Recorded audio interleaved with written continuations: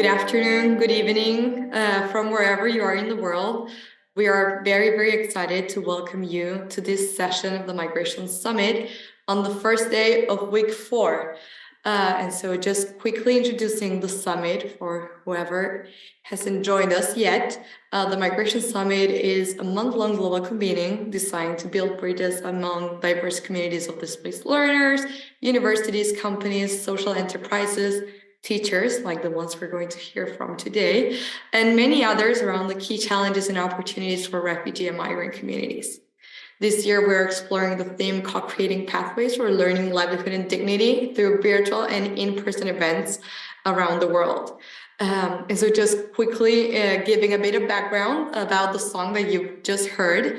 It was actually co-written by members of the organizing committee, Marika Slavin and Patricia Bubu, who's MIT React alumni. And so, it's Share Your Story, and it's our very own song from the summit. And so I know we have a very nice agenda for today, and so I'm going to pass it over to Elisa, who is the Senior Project Associate at Childhood Education International. Over to you, and thank you so much, everyone, for being here. Thank you, Camila. I'm going to go ahead and share my screen. And thank you all so much for being here. Before we begin, I just want to extend my gratitude to all of you who are here. I know that the time for some of you it's quite late, and for our colleagues in the Middle East, it's the holiday time, the holiday season. So I appreciate you being here, my team, and I just want to extend our gratitude. We have our emails on the screen here if you are interested in learning more, if you would like to see more resources in addition to the ones we're presenting today, or you have questions, please reach out using those emails. And of course, I know that you all came here today to hear some stories about teaching and displacement and working with refugee students. So let's go ahead and get started. I'm going to pass it to my colleague, Sarah Kassab, who will introduce our amazing team of fellows who will be speaking today. Hi, everyone, and thank you for attending. Thank you, Elisa. So my name is Sarah Kassab. I'm also a project consultant at Childhood Education International. And I'm pleased to introduce my colleagues who are senior fellow teachers working on the project with us. Vianney is a senior QHL fellow from Kenya. He's also a refugee teacher in Kakuma camp in Kenya. He is specialized in a Francophone Association coordinator in the camp, and he has been contributing for more than 10 years to the education. And he has been dealing with the most vulnerable community there working at the camp. We also have Hadiza. Hadiza is also a senior QHL fellow from Niger. Hadiza is an EFL teacher who has been working for over many years with the students from different backgrounds at one of the biggest schools in Kenya. And lastly, we have Jihan, who is also a senior QHL fellow from Lebanon. She is an English teacher who's been working for around 10 years, teaching English as a second language for students at the public schools. Most of her students are also Syrian refugees who are hosted by the public schools here in Lebanon. So these are the speakers for today. Thank you, Sarah. And again, a thank you to the team that is supporting and organizing this summit. We know how much work went into this, so big thank you to the MIT Refugee Action Hub, to Nal Amal, the Quran Foundation. Thank you also to our organization, Childhood Education International, and to the organization that is funding the project that we will talk about, the Porticus Foundation. So a little bit about the project. The Quality Holistic Learning Project, or the QHL project, as we call it internally, started about 2 years ago when we collected or gathered a group of fellows from Lebanon, Niger, and Kenya who came together to co-create professional development resources that would be used to train, support educators in delivering learning for children who are marginalized, and specifically children from refugee and displacement backgrounds. So we started the project, as I said, about 2 years ago, and I'm proud to say that the 3 teachers who you'll be hearing from today have been with the project since its very beginning. So they are now, as Sarah said, senior teacher fellows.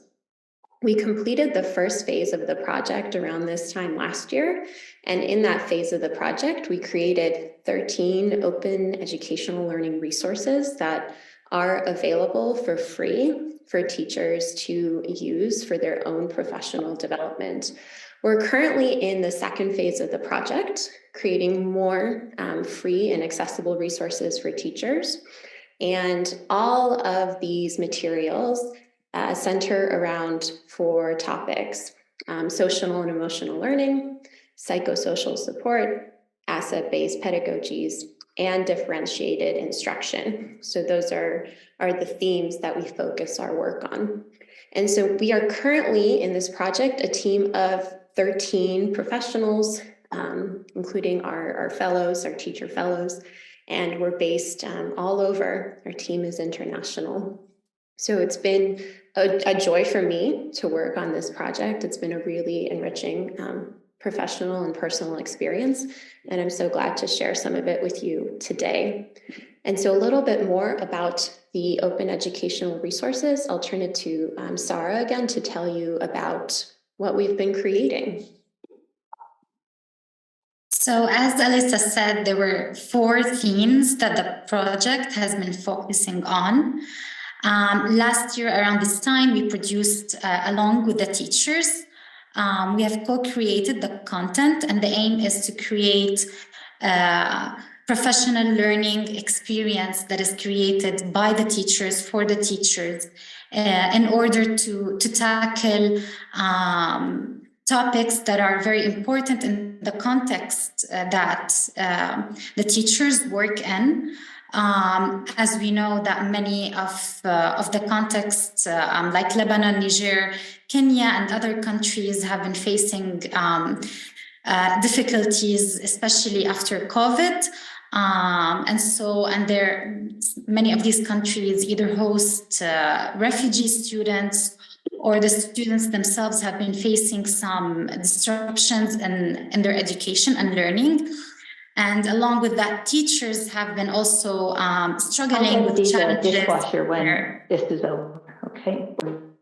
Sorry, I've also been facing challenges in order to pursue their professional learning despite of all of the challenges that they have been facing. So through the project, the Quality Holistic Learning Project, this was one of the main concerns of the teachers.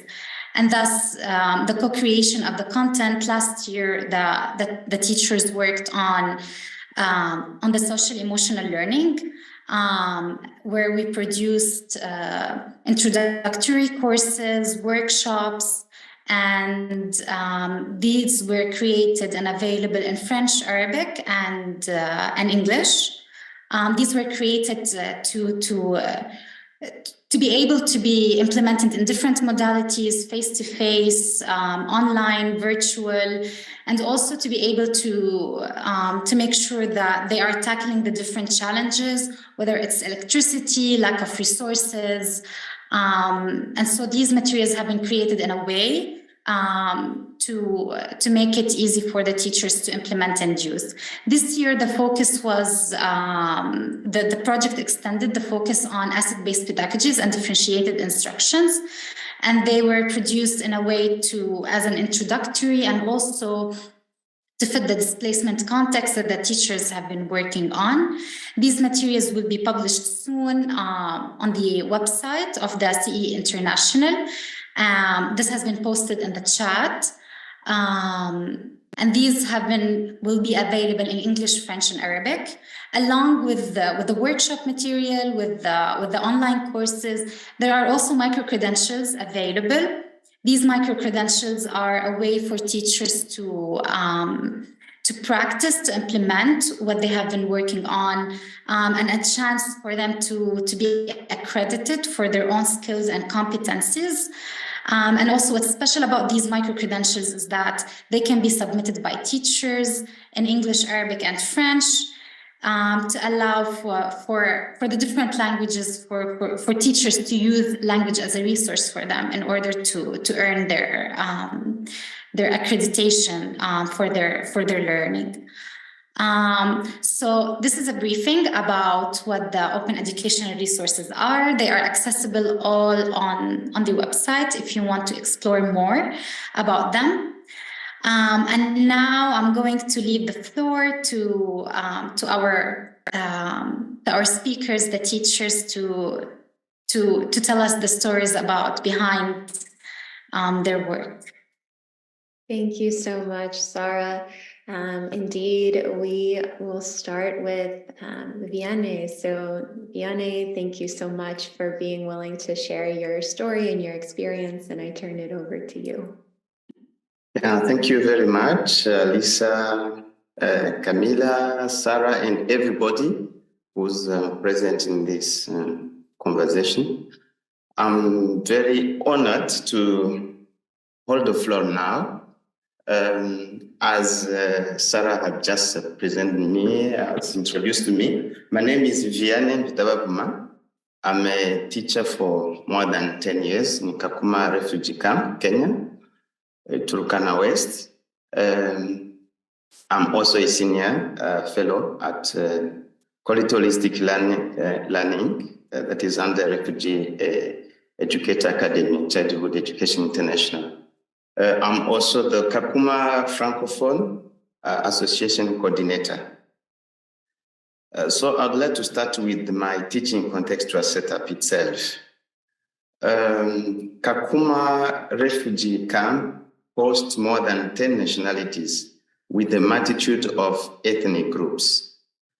This diversity asset helps learners to expand understanding, experiences, and tolerance towards others' ways of existence as they grow holistically. The same difference beauty characterizes a very unstable staff for both refugees and the hosts. The hosts are also the leaders in schools, be they primary or high school. High school is divided now into two. We have a junior secondary and a senior secondary. So in every high school, there are two schools in one, morning shift and afternoon shift, to allow all the learners to attend daily lessons by more than 100 per class. The new organization that is Jesuit for refugee services has just removed gender-based classes for mixed ones, while the dropout rate remains high because of the introduction of school fees in secondary school 4 years ago, early marriage, forced marriage, drug addiction, resettlement, repatriation, and many others.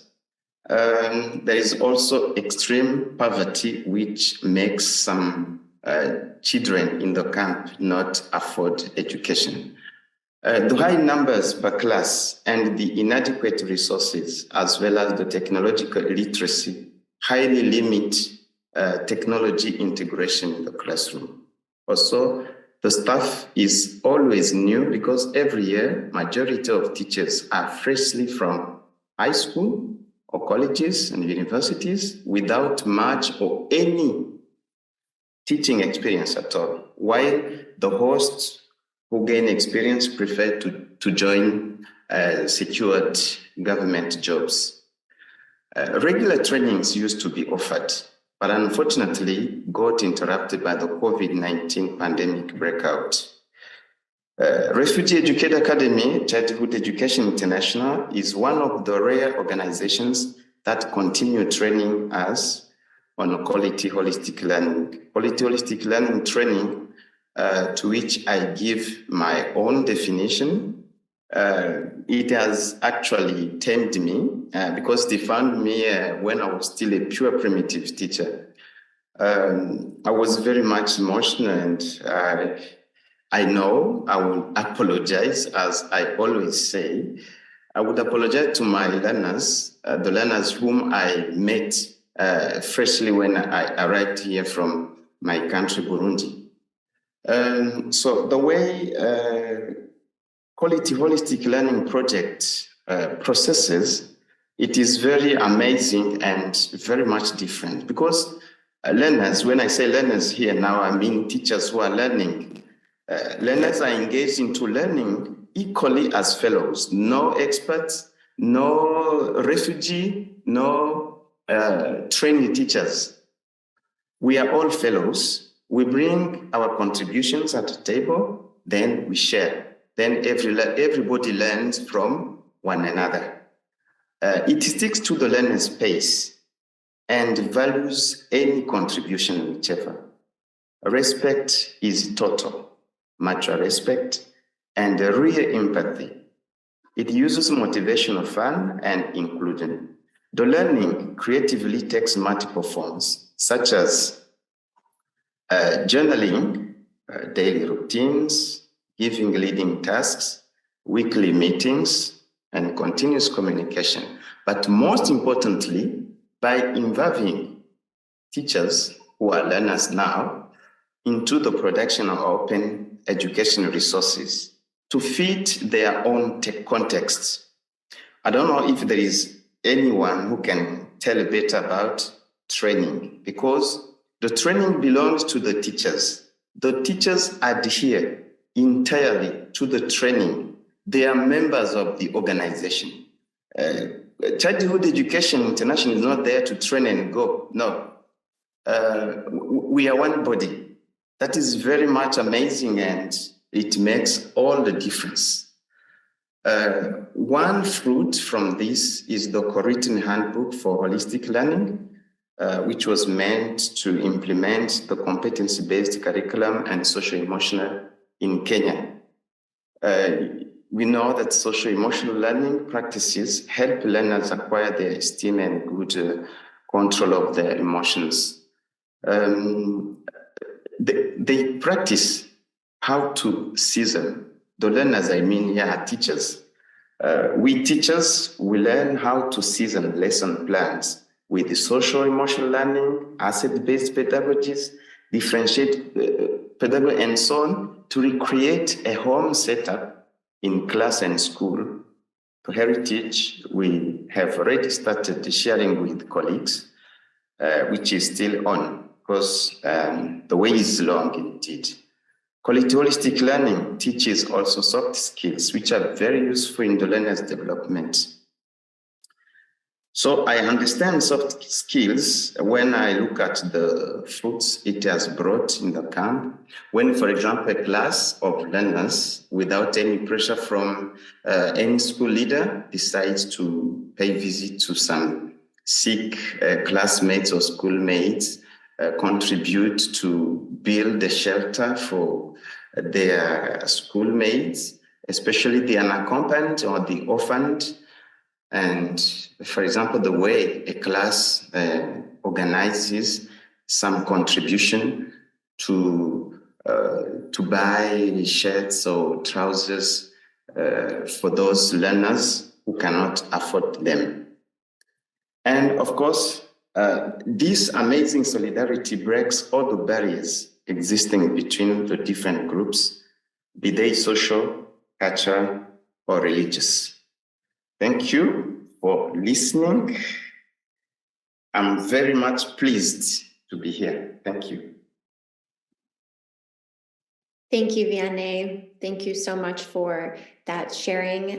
If there's questions, we will take them after all of the fellows have shared. We're going to— You're welcome. Yeah, or you can put a question in the chat and we'll hold on to it for the question session at the very end of the presentation.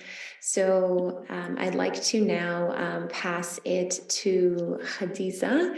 Hadiza, can you hear me? I know there was perhaps a connectivity issue.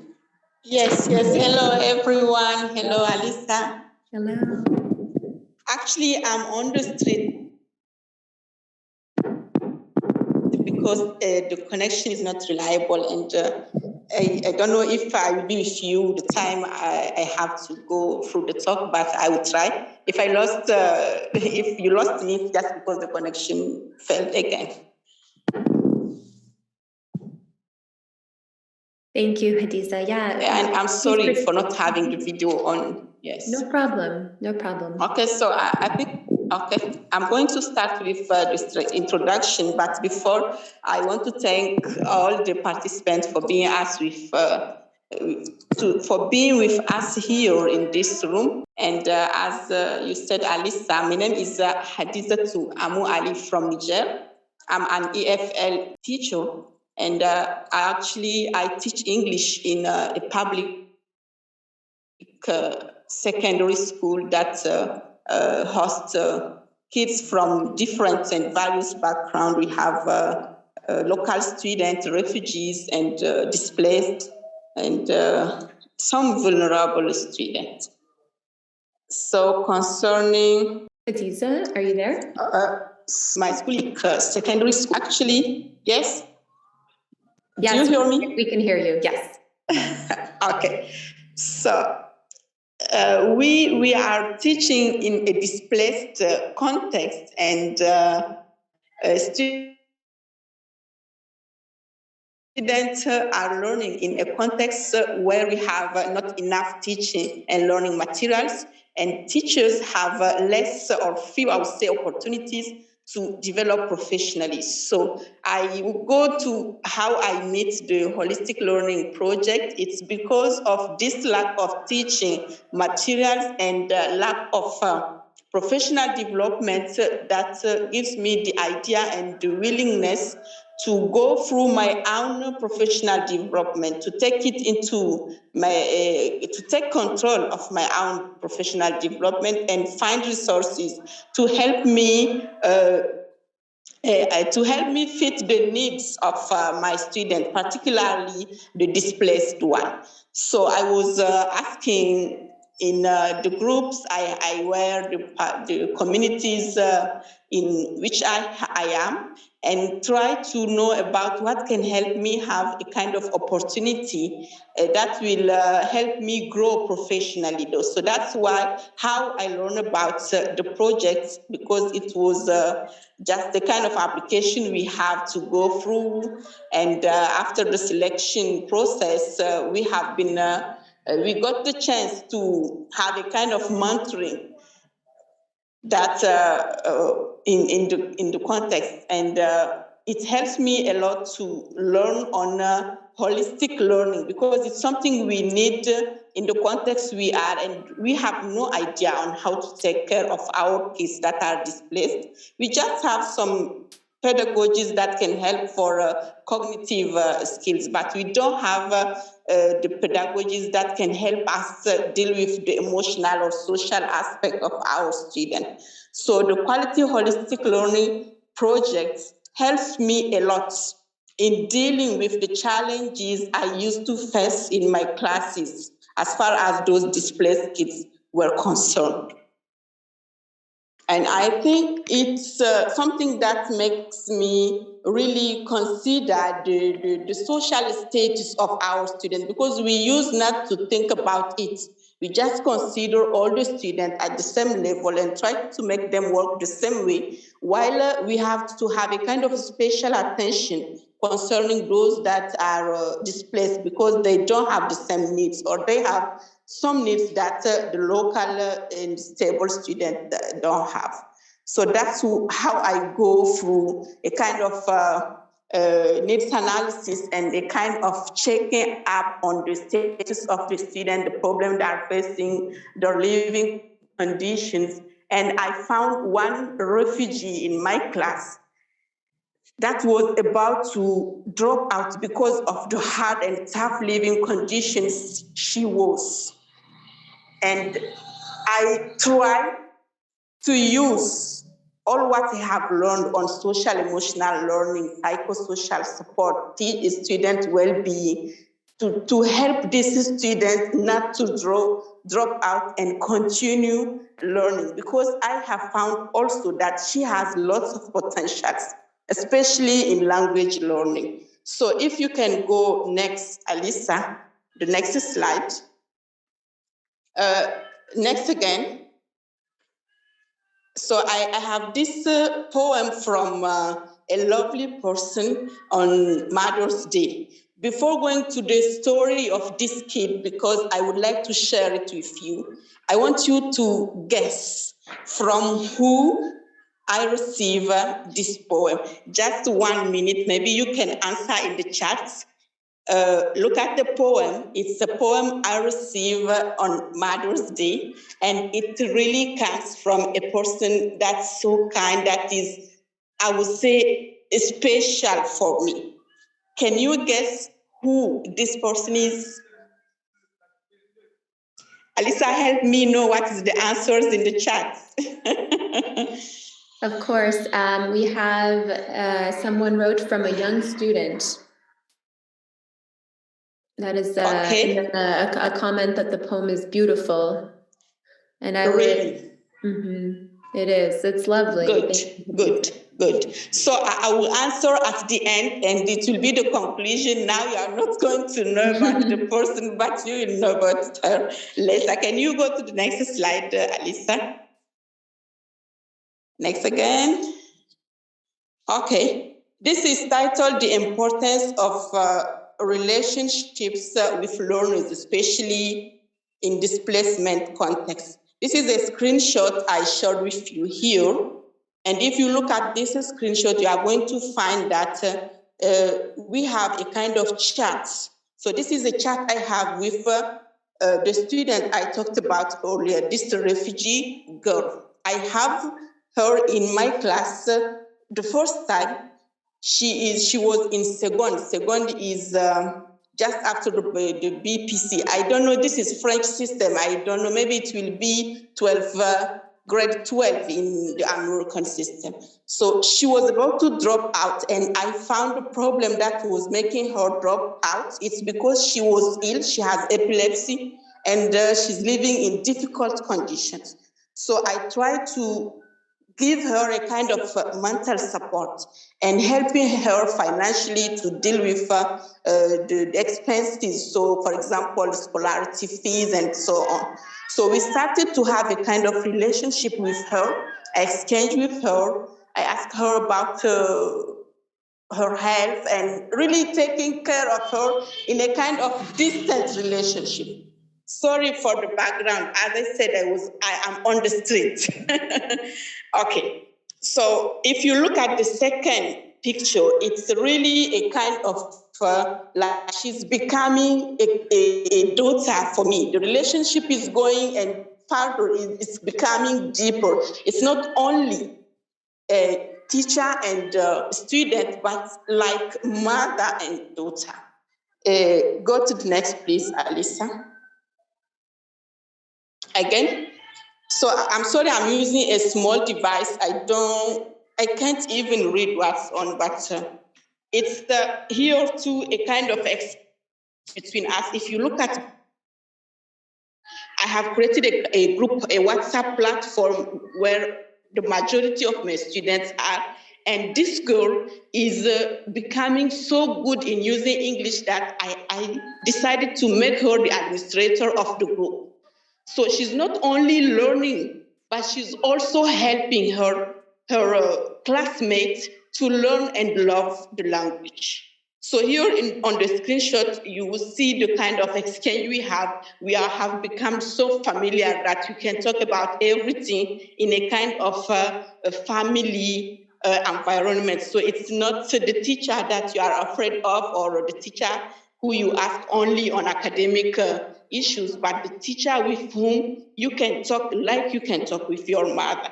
And this is the picture I decided to share with you to give you just a kind of idea on how using the holistic learning pedagogies helped me build a kind of lovely environment in my class where we learn while being in a family-like environment. So it's not a tough learning environment. It's kind of creating a well-being environment for the student and making them love what they are learning.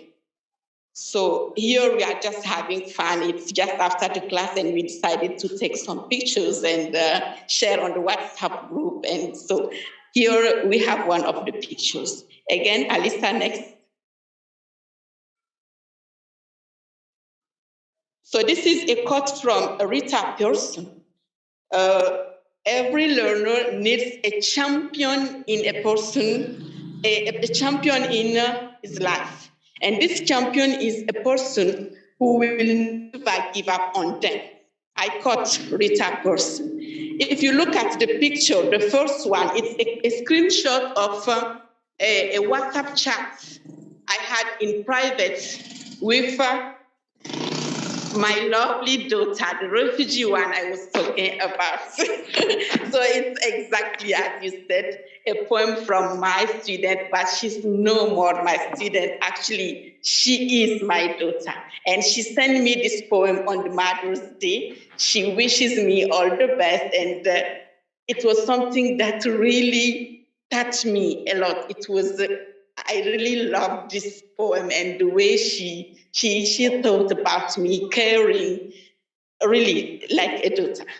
And here we have a picture. She is with me in this picture near me, but as she asked me to be anonymous, she would not, she asked me not to talk exactly with her name and so on.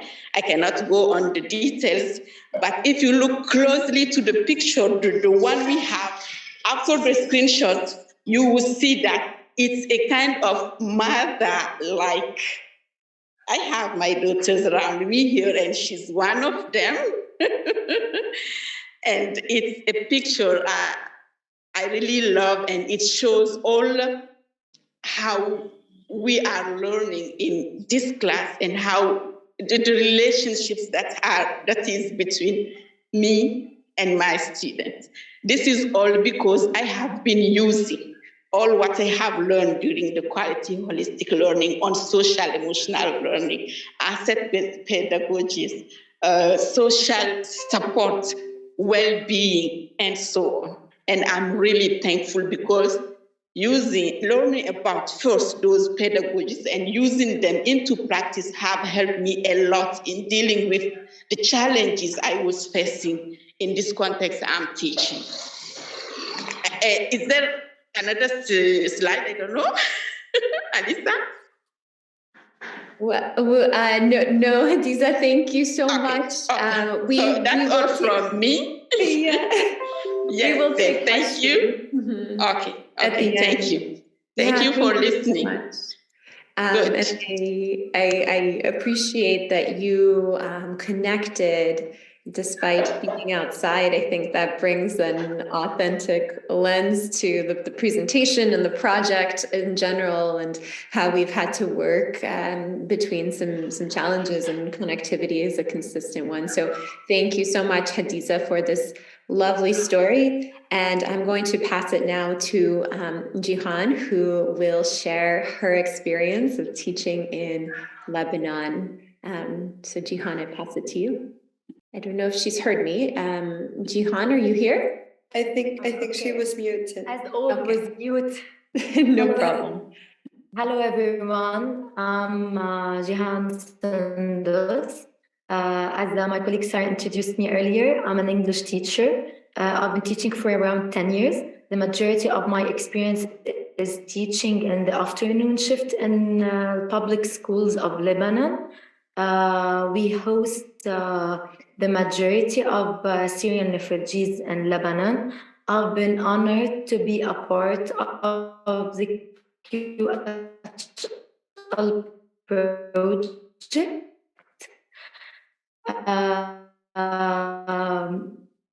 Throughout the years, we had a lot of training, but being at us professionally on a whole new level. It changed our perception to quality holistic learning. As teachers, we only teach subjects, but we found out that we are building learners on a holistic level. We are developing their skills to face the world.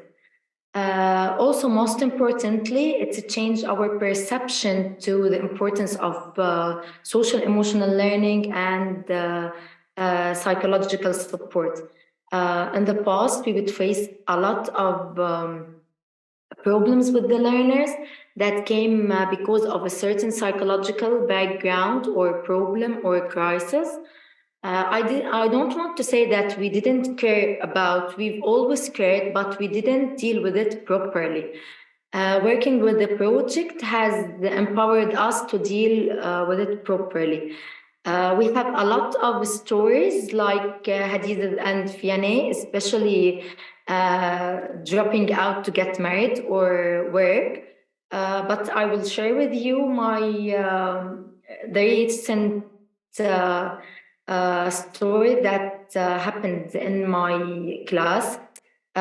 We have a lot of units in English and Lebanon. We teach the Lebanese curriculum. So we have a lot of units that are related to family and friendship. And we were discussing units about family and importance of family. And suddenly I tried to engage the learners.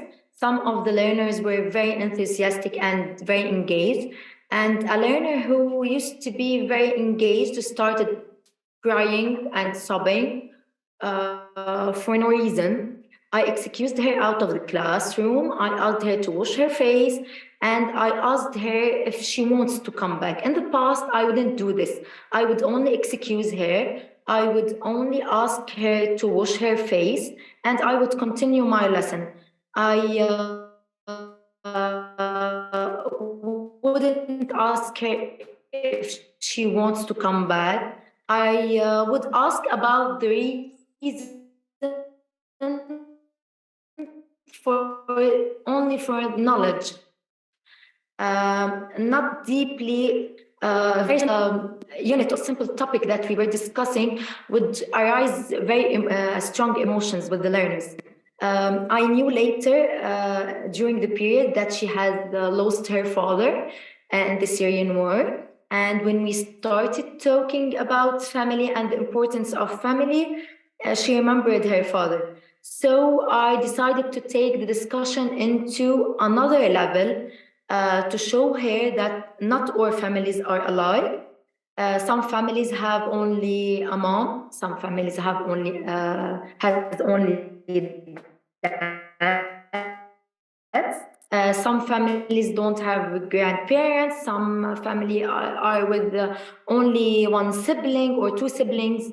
Some families are big or extended without directing the topic to her or discussing only with her, because if I took her and talked only to her, it's maybe would be sensitive. But we took the discussion into another level to show her that not all families are alike. You are not alone in the world, and we are supporting you. And sometimes it's a choice to be with one parent, and sometimes it's not our choice to have only one parent. And after a while, she started engaging in the lesson, and she continued our discussion. Of course, through this, I learned the importance of knowing our learners more, because sometimes it's a very simple topic. We have very simple topics in our curriculum as family, food, or sometimes leisure activities, but it would be a very sensitive topic for a learner.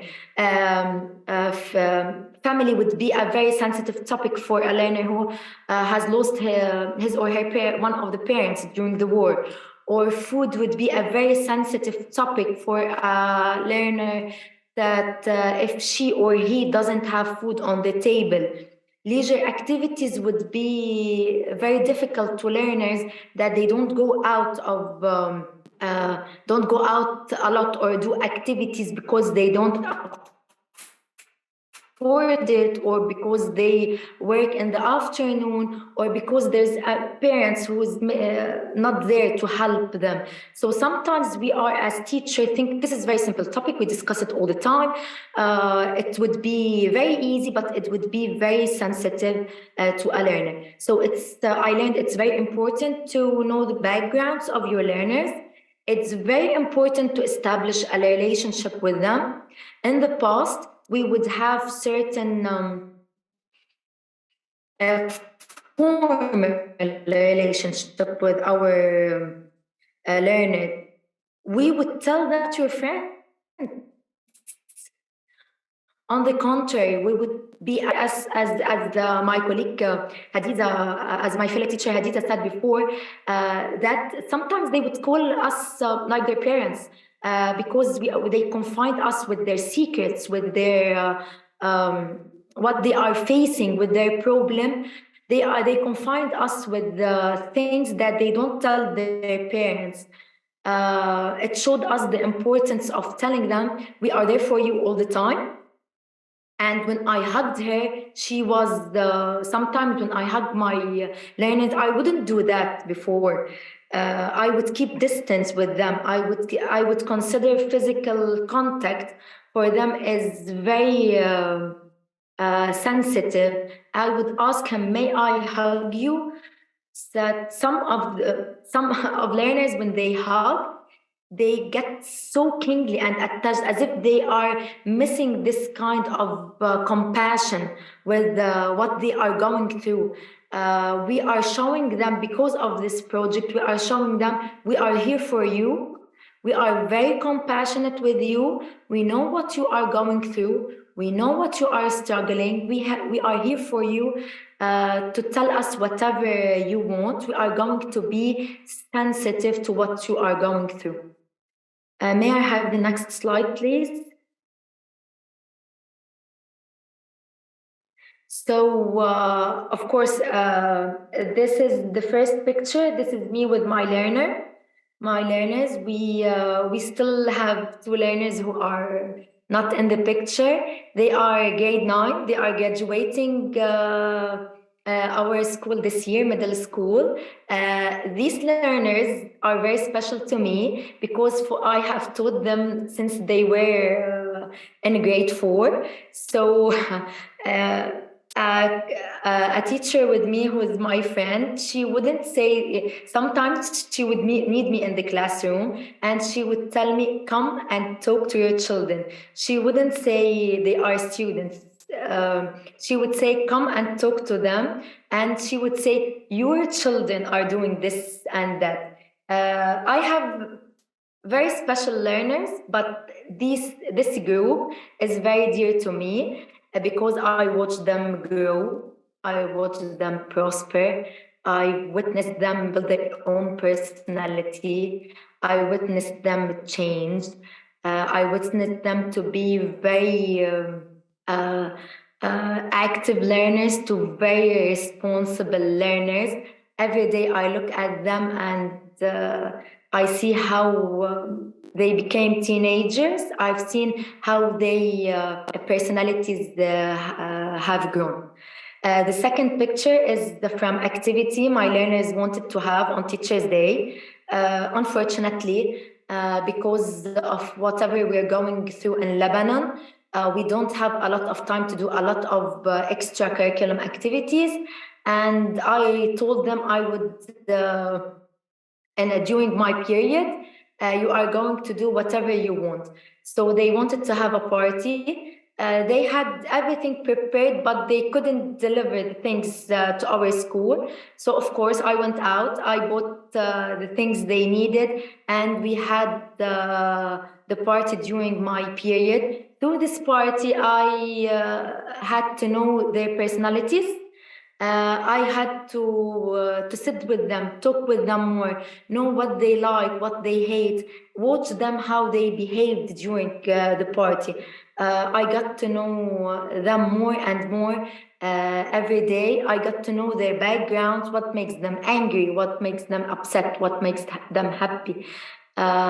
So it's very important to establish a relationship with your learners, to know how to discuss and handle every situation that you may face during your classroom. I've been teaching in the afternoon shift for around 8 years now, and every day we are learning more, and we are learning more about them, and every day new situations that we have to learn to handle are arising.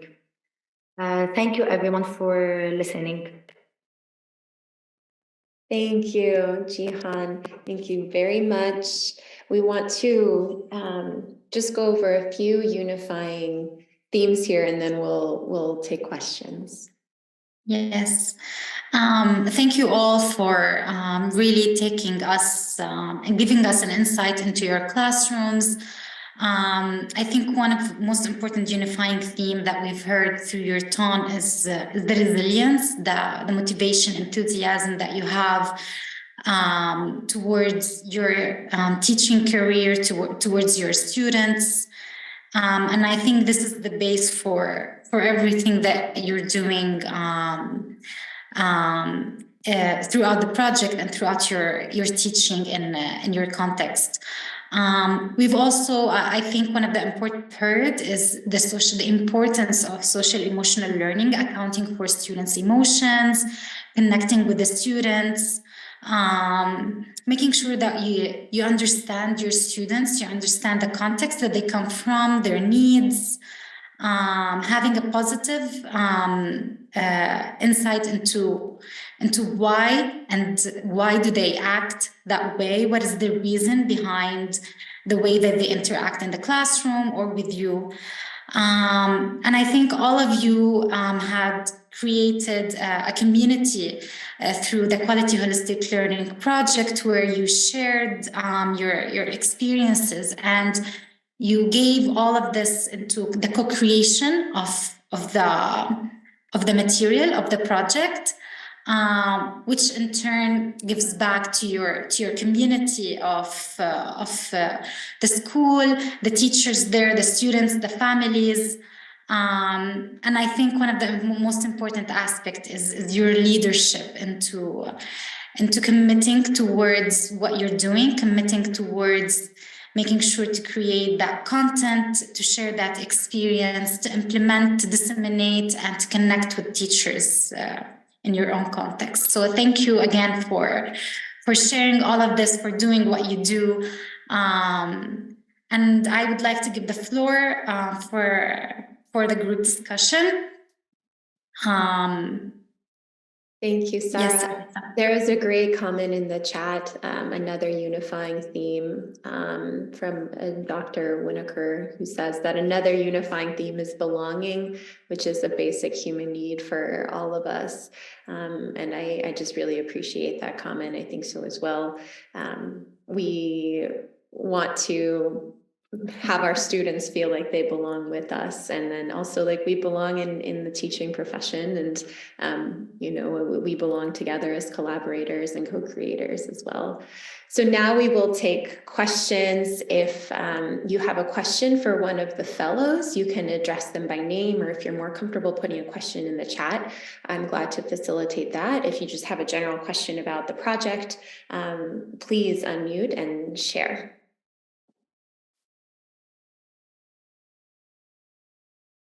There are no questions. I actually have, it's not a question, but something that I've been reflecting throughout listening to the different stories. And it's something that we practiced a lot at the Migration Summit organizing committee. We were a big community of global, people working in different contexts. And, it's important to just understand that whenever we are appearing to a meeting, work, studying, we're appearing as we are, as persons as a whole. And so I really appreciate, Jihan's, reflection about like what she did before learning, this holistic learning practices, and then like what she changed. And if you really get to analyze, it was just a very simple thing that changed it all, And so I really like her talking about that experience. And also I reflected when she was talking about, the kids wanted to have like a party or just like a social gathering. And, in another session that we had, he had some teachers from the Netherlands talking that they worked with Ukrainian children, and that they just asked for a party, and sometimes, in this kind of context, essentially what they want to be doing is building community, and in that way is that they can, understand each other. And so, I was kind of reflecting about that, and appreciation for the team for hosting the session, and for the teachers for their testimonials too. Thank you so much, Camila. We appreciate all of your help in organizing this, and I really like that you made some connections between some other sessions that you had attended. That's really great. There are some questions in the chat, so I'll go ahead and just read those and address them. And if anyone wants to follow up in the chat or unmute, please do so. So there's a question about plans for expanding this project. So our team is in conversation about what that's going to look like. I think there's a number of different avenues that we could take. We've considered honing in the focus on an individual region. A lot of this is still up for discussion and conversation. We're also continuing the dissemination process. I think that's a really big next step for us, is sharing. So we encourage you all, if you're interested in those resources or know individuals or organizations that are interested, please share or put us in touch. We're also thinking about how to extend our reach digitally, how to gather more data. We've been working on some ideas for an app tied to social and emotional learning as part of this project as well. I'll address the next question, or perhaps Sarah, if you'd like to take this question about parents, the connections of parents with teachers. There's a question about that, and or do parents want the teachers to handle the learning? So Sarah, there's a question about that. Yes, sure. Okay, I'm sorry. No, that's all right. I think in terms of parents, I think Yes. there's a lot of variety if we were to answer that question. Yes, it depends on the needs of that context and how you would like to handle the content that you're dealing with. Of course, parents play an important role in education system. They're part of the education system because parents are connected to the students, and students are connected to the teachers, and students are impacted by both. Teachers, we always encourage teachers to connect with parents, because it's a way of knowing the context that the students are living or they're struggling, the challenges.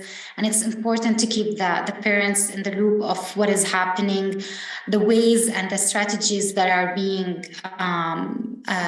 approached to the students. So that depends on the way that teachers deal with the content and the way they take on beyond taking on the implementation. If you go into the micro-credentials, where teachers are asked to implement what they are learning on asset-based pedagogies, differentiated instructions, parents are one aspect of in which we ask teachers our parents are involved in what is happening in concerning the social emotional learning and asset-based pedagogies.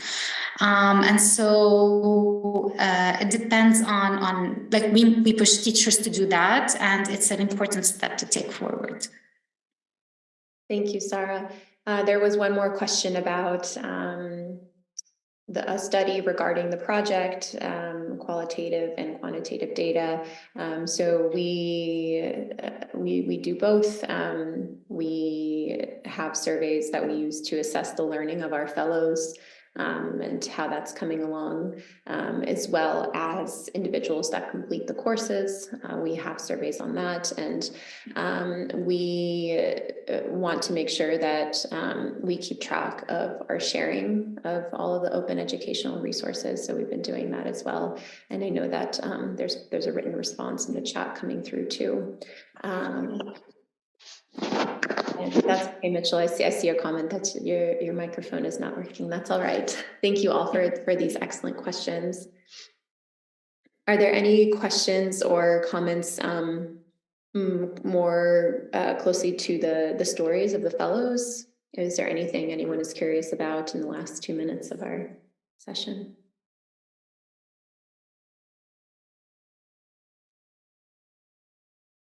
No.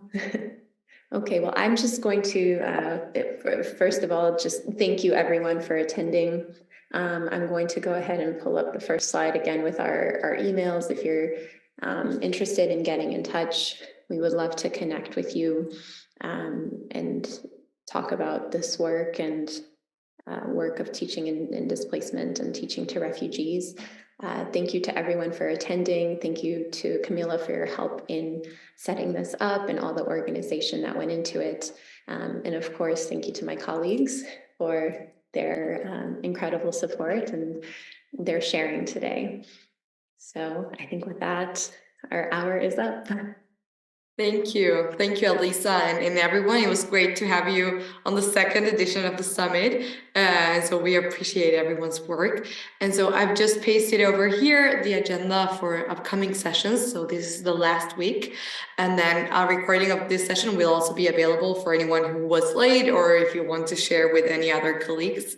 And so, yeah, I just appreciation and yeah, hopefully we continue building community. We actually will send to our newsletter a form that we have that we're trying to kind of map the ecosystem. While I was listening to you, I thought of different sessions and collaborators that are working with teachers. And so I think, hopefully some other synergies can come up from this.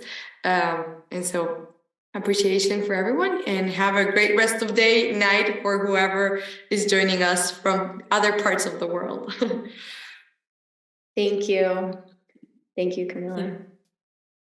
Okay, bye-bye. Thank you so much, everyone. Bye. Thank you. Fantastic. Thanks so much. Bye. Good night, everyone. It's night here. Bye-bye. Bye. Thanks, Alisa.